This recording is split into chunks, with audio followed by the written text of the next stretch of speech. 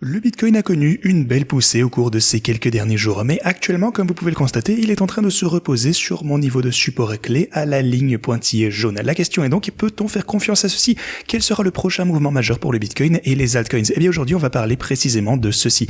Il faut également que je partage avec vous une nouvelle plus qu'importante qui est en train de se dérouler actuellement dans les coulisses et qui aura également un impact majeur sur l'univers de la crypto. Alors restez connectés du début jusqu'à la fin de cette vidéo.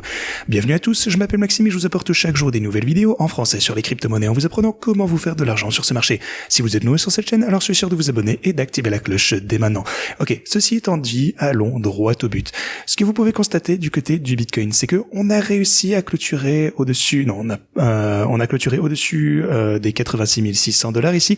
Actuellement, eh bien, on est en train de se reposer sur ce support et les bulls sont en train de tenter de nous maintenir au-dessus de ce niveau. Alors, si on dézoome un petit peu, alors oui, c'est une nouvelle bullish pour le coup, on a eu une belle poussée haussière ces quelques derniers jours. Cependant, regardez les pics qu'on a ici pour le coup.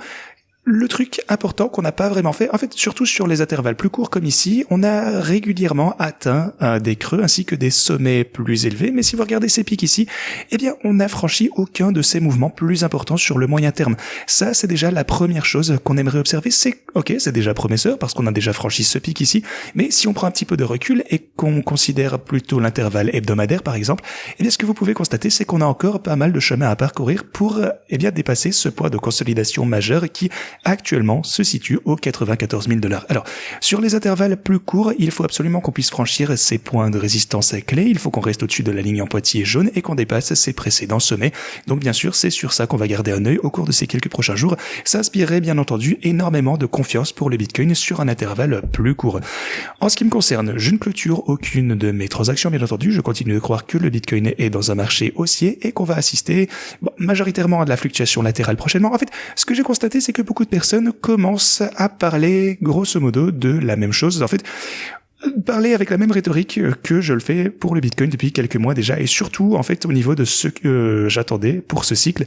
Donc avec le fait que le pic de ce cycle sera probablement beaucoup plus tardif que prévu, je pense que les gens commencent un petit peu à se rendre compte.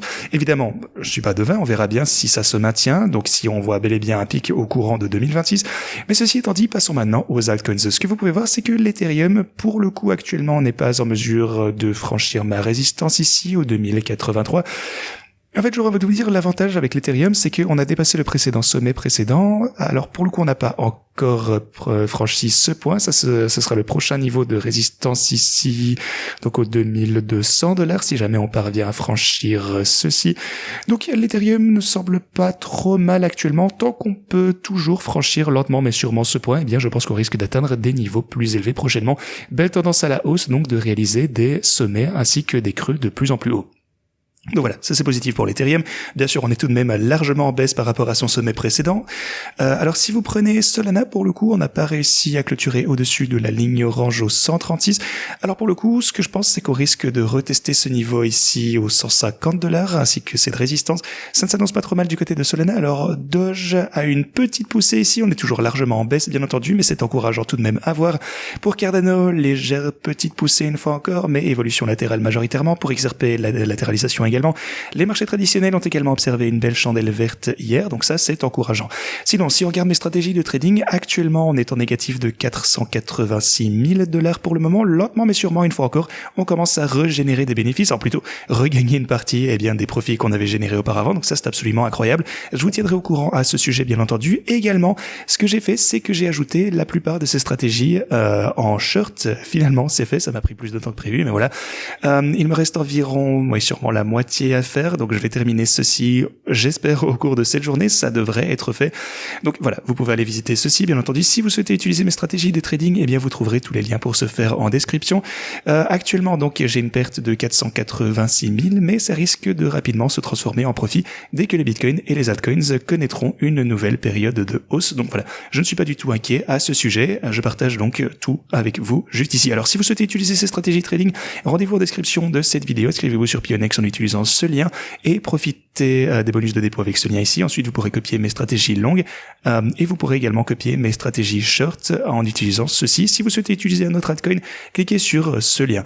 Ceci étant dit, Donald Trump est venu hier pour déclarer quelque chose d'intéressant. En fait, en ce qui concerne les tarifs douaniers, en fait, de nombreux pays supposément bénéficieront d'allègements tarifaires. Donc, ce ne sera probablement pas aussi grave que prévu. Donc voilà, cette saga est en train de se poursuivre, on fait juste des allers-retours, voilà, évidemment c'est à cause de la volatilité, mais plus ça dure ici, moins ces annonces seront importantes, vous savez que c'est ça, que ça marche comme ça. Donc voilà, ça va de toute façon être une bonne chose, et visiblement il revient un petit peu sur ces mesures. Sinon, MicroStrategy a acheté pour 600 millions de dollars de Bitcoin entre le 20, attendez, voyons voir, je pense que c'est entre le 13 et le 23 mars, quelque chose comme ça. Alors, pour le coup, c'est pas vraiment le montant qui a été levé ici. Donc, ils avaient levé 722 millions de dollars. Donc, ça va commencer, bien entendu, à être acheté probablement aujourd'hui ou demain. Il devrait commencer à acheter. Donc, voilà. Il achète continuellement de plus en plus de Bitcoin, ce qui est très, très intéressant. Évidemment, on est toujours en pression d'achat qui peut aider. Voilà. La demande est toujours là. Par ailleurs, on a un chapitre important sur une autre grande entreprise qui annonce, une stratégie Bitcoin, enfin, qui annoncera ceci au deuxième trimestre. Alors, ça risque d'être énorme selon Andrew ici, ça a l'air très prometteur. Et à part ceci, il suffit juste, je pense, en fait, d'attendre de voir ce qu'il se passe. On va voir si on continue à pouvoir prendre un petit peu plus d'élan aussi, de percer, de franchir progressivement les prochains niveaux de résistance. À mon avis, ça risque d'être assez lent, mais on devrait franchir ces niveaux de résistance les uns après les autres. La volatilité sera toujours importante, ce qui signifie que mes stratégies de trading vont générer davantage de profits. Mais à part ça, je pense que les choses ne se présentent vraiment pas mal. Ceci dit, merci d'avoir regardé et moi je vous dis à la prochaine.